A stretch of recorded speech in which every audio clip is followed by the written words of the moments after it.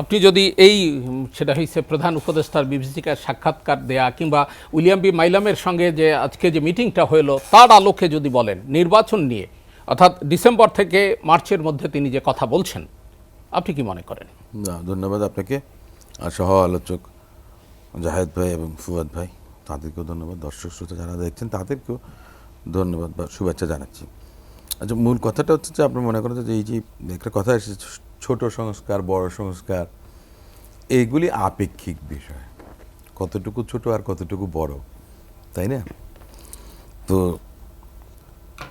আপনার মোটা দাগে যেটা বলা যায় যে ছোট সংস্কার বলতে আমার কাছে যেটা মনে হয় বা মিন করেছেন কিনা আমি জানি না, যে একটা ফ্রি ফেয়ার ইলেকশন হোল্ড করার জন্য আপনার যে পরিমাণ সংস্কার দরকার, যেমন প্রশাসনিক একটা বিষয় থাকে, civil administration, police administration, right, তারপরে আপনার ইলেকশন নির্বাচন কমিশন, এগুলো অনেকে কিন্তু একটা কথা বলেন না, সবচেয়ে বড় নিয়ামক শক্তি হিসেবে কাজ করে সমগ্র বাংলাদেশের যত স্কুলগুলো আছে, এগুলোর হেডমাস্টাররা সবাই কিন্তু নির্বাচনে প্রিজাইডিং অফিসার হিসেবে কাজটা করেন।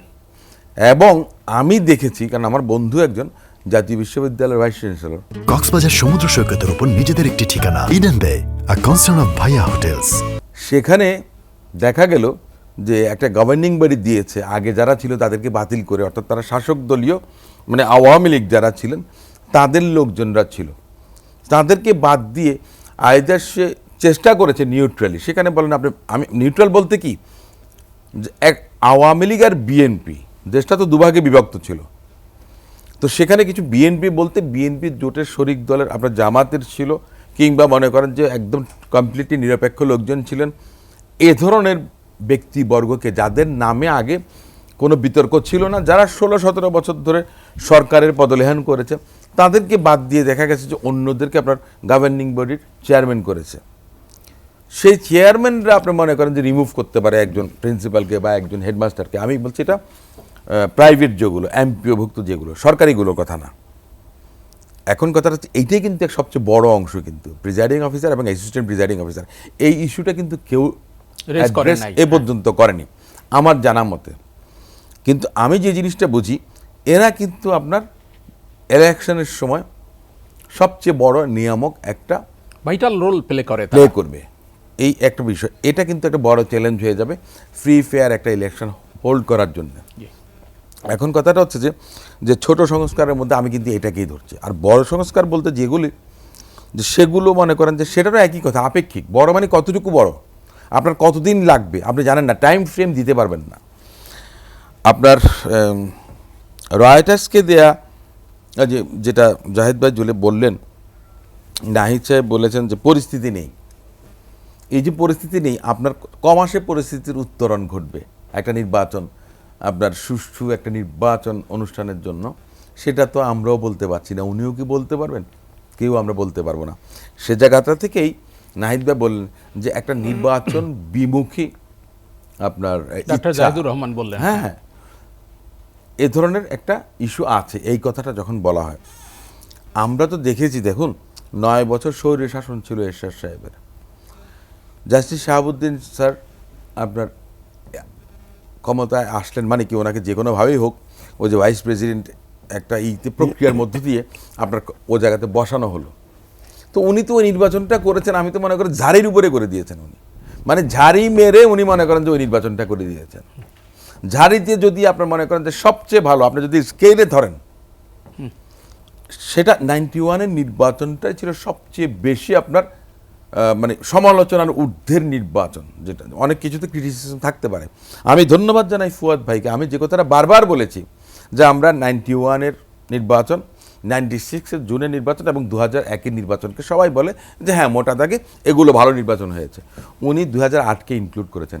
এই কথাটা কিন্তু আমি অনেক আগ থেকে বলে এসেছি যে ইউনিফাইডলি 15% আপনার ভোট দেওয়া হয়েছে সারা বাংলাদেশে, so that Awami league can attain 2/3 majority. Why? So that they can amend constitution and there is no provision for caretaker government, and that happened ultimately.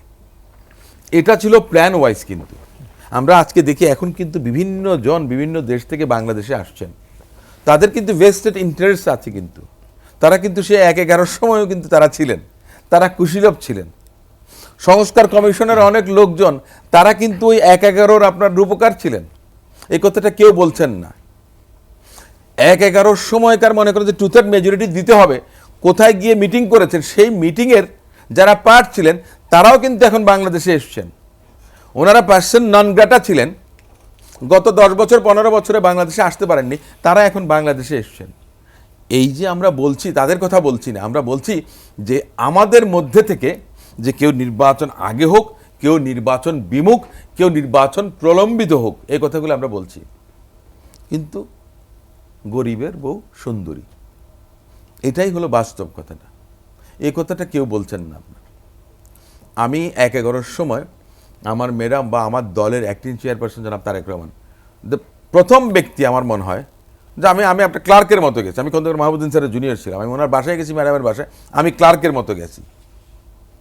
কেন গেছি? যে আমি ম্যাডামের ছেলের মামলা এই করব, আমার সিনিয়র পাঠিয়েছেন। এ ধরনের একটা পরিবেশ ছিল। এবং ১-১ সময়কার আমি দেখেছিলাম যে পরিবেশটা কী ছিল এই দেশে। পরিবেশ যখন, পরিস্থিতি যখন চেঞ্জ হয়ে যায়, তখন সবাই মনে করেন যে আপনার বীরের মতো এগিয়ে আসে। আমরা ক্রেডিট চাই না, আমি চাই কি বাংলাদেশের জনগণ ক্রেডিটটা পাক। এই যে উত্তরণটা ঘটেছে জুলাই আগস্টের অভ্যুত্থানের মধ্য দিয়ে, আমি ধন্যবাদ জানাই যারা এই যে ছাত্ররা, যারা আপনার মনে করেন যে এই আন্দোলনের সবচেয়ে বড় ভূমিকাটা রেখেছেন, নিয়ামক হিসেবে কাজ করেছেন, একটা স্বৈরতান্ত্রিক ধারাকে যারা আপনার উপড়ে ফেলেছেন, ফেসিস্টকে যারা নির্মূল করেছেন। না হলে তো আমি কারাগার থেকে আমি তো বেরোতে পারতাম না। আমার বউ বাচ্চা, আমি কোনোদিন বেরোবো, আমাকে খসরু ভাই, আমির খসরু সাহেব বলেছেন বের হওয়ার পরে, তোমার কি মনে হয়েছিল? আমি মনে করছিলাম যে আমি আর কখন বেরোতে পারবো, আমার এই ধরনের কোনো আপনার ছিল না। ওনারও সেম জিনিস, যে আমরা বেরোতে পারবো কিনা যদি এই অবস্থাটা না হতো, মানে সাফল্যটা যদি না আসতো। তো সে জায়গার থেকে আমি বলি যে তরুণদের অংশগ্রহণ সমস্ত কিছু মিলে আমরা যেটা মনে করি যে তাদের অবদান এটা অনস্বীকার্য। যারা আত্মদান করেছেন তাদের মনে করেন স্মৃতিকে যদি আমরা ধারণ করি এবং আপনার একটা সুষ্ঠু নির্বাচন বা গণতান্ত্রিক অভিযাত্রায় যদি আমাদেরকে অংশীজন হতে হয়, আমি মনে করি যে রাজনৈতিকভাবে আপনার রাজনৈতিক দলের সরকার ক্ষমতায় আসা উচিত। এবং তরুণরা নতুন রাজনৈতিক দল করেছেন, আপনার বৈষম্য বিরোধী আন্দোলনে যারা ছিলেন তারা রাজনৈতিক দল করেছেন, তারা আসুক, বা ফুয়াদ ভাইদের এবি পার্টি আসুক, বা জামাত ইসলাম আসুক, বা বিএনপি আসুক, যেই আসুক না কেন। এমনকি যে প্রধান উপদেষ্টা মহোদয় উনি তো একটা ইঙ্গিত দিয়েছেন আওয়ামী লীগ নির্বাচন করবে কিনা এটা তাদের বিষয়। উনি বলেন না যে নো আওয়ামী লীগ নিষিদ্ধ, একথা উনি বলেননি। তো কিংবা আওয়ামী লীগকে নির্বাচন করতে দেওয়া হবে না, কোথাও বলেননি। কিন্তু আমি তো মনে করেন যে জেল থেকে বেরিয়েছি 5 তারিখ, আর 9 তারিখে আমার মনে করেন যে ওই যে ভারতের কি আনন্দবাজার না কি যেন পত্রিকা, তো সেখানে বলেছে যে আপনারা কি আওয়ামী লীগকে নির্বাচন করতে দেবেন কিনা। তো আমি বলেছি আমার দলের নেতা জিয়াউর রহমান সাহেব, শহীদ রাষ্ট্রপতি জিয়াউর রহমান সাহেব বহুদলীয় গণতন্ত্র মনে করেন যে আপনার বাংলাদেশে প্রচলন করেছিলেন, পথিকৃৎ বলা হয় ওনাকে। তো সেই দলের একজন কর্মী হিসেবে আমি তো বলতে পারি না, তাহলে তো আমি তো সেই একই জিনিস, ফেসিস্টের মতো। এখন আমার কথাটা হচ্ছে আপনি সব কিছু করেছেন, আমি একটা উদাহরণ দেই, এটা দেওয়াটা হয়তো ঠিক না, অনেকে হয়তো খারাপ ভাবতে পারেন। আমি এই আন্দোলনে যারা নেতৃত্ব দিয়েছেন, যারা আপনার সমন্বয়ক ছিলেন, এখন মনে করেন যে জাতীয় নাগরিক পার্টির যারা নেতা আছেন, তাদের মধ্যে অনেকে বলেন যে ফাঁসি কার্যকর না হওয়া পর্যন্ত নির্বাচন যদি কেউ চায়, কেউ চাইতে পারবে না। তো এই কথাটা বলাটা মানে হলো আপনি তো ডক্টর জাহেদের কণ্ঠরোধ করছেন, আপনার কণ্ঠরোধ করছেন, আমি জানি না ফুয়াদ ভাই চান কিনা, যদি চেয়ে থাকেন তাহলে ফুয়াদ ভাইয়ের কণ্ঠরোধ করছেন, নিঃসন্দেহে আমি চাই আমার কণ্ঠরোধ করছেন, বাংলাদেশের বহু জনগণ তাদের কণ্ঠরোধ করছেন, আপনি তো এটা পারেন না।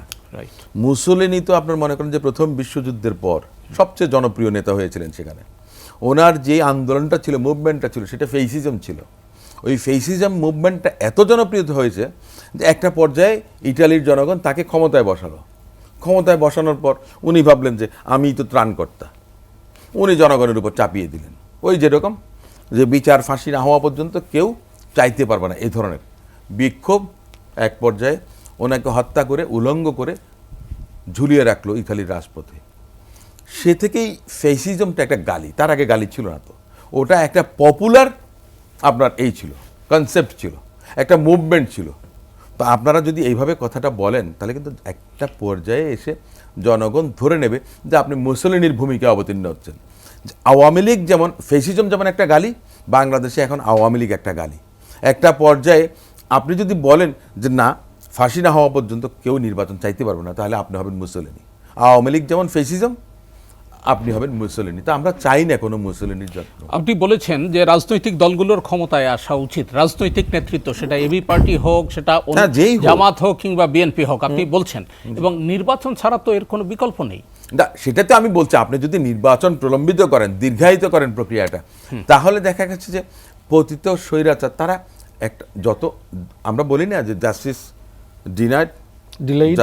Justice delayed, justice denied, justice hurried, justice buried, সব কথাই আছে। তো সে কারণে আমি বলি যে